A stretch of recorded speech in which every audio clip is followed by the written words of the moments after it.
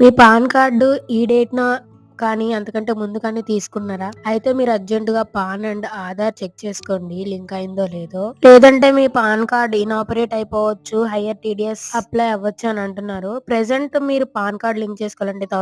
1000 పెనాల్టీతో అయితే link చేసుకోవాల్సొస్తది. Because date కూడా exceed అయిపోయింది కాబట్టి. సో, ఇనిషియల్‌గా మనం ఎలా చెక్ చేసుకోవాలో మనం ఈ వీడియోలో చూసేద్దాం. లింక్ అయితే నేను డిస్క్రిప్షన్‌లో అండ్ కామెంట్ సెక్షన్‌లో పిన్ చేస్తాను. సో, మీరైతే pan card and Aadhaar card 2 enter చేసేసి కన్ఫర్మ్ చేసేస్తే అక్కడ మీకు స్టేటస్ అయితే తెలుస్తుంది.